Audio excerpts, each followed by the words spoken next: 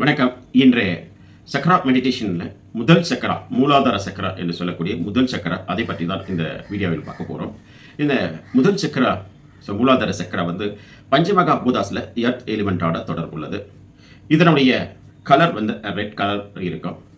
இதனுடைய ஃபங்க்ஷன் இந்த மூலாதார சக்கராவினுடைய மெயின் ஃபங்க்ஷன் எஸ்கிரேட்டரி சிஸ்டத்தை நல்லா ரெகுலேட் பண்ணுவதற்கும், கிட்னியினுடைய ஃபங்க்ஷனை ரெகுலேட் பண்ணுவதற்கும், அண்ட் இன்டைஜஷன், கான்ஸ்டிபேஷன் இது போன்ற கம்ப்ளைண்ட்ஸை வராமல் பாதுகாத்துக் கொள்வதற்கும், and low back pain and sciatic pain போன்ற இடுப்பு சம்பந்தப்பட்ட வலிகள் வராமல் பாதுகாத்துக் கொள்வதற்கும் இந்த மூலாதார சக்கரா நல்லா பலனளிக்கின்றது.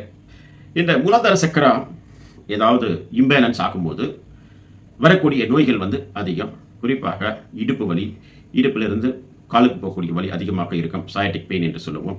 அண்ட் இன்டைஜஷன், கான்ஸ்டிபேஷன் போன்ற நோய்கள் வருகின்றன.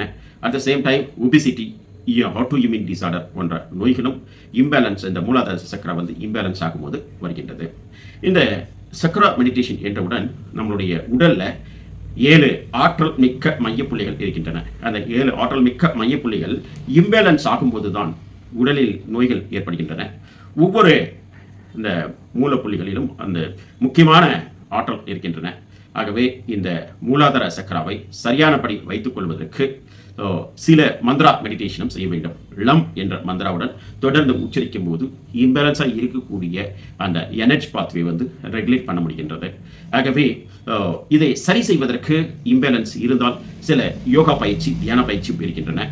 ஸோ ஃபார்வர்ட் பெண்ட் பண்ணக்கூடிய அனைத்து பயிற்சியுமே இந்த மூலாதார சக்கராவை தூண்டுவதற்கு நல்லா பலனளிக்கின்றது.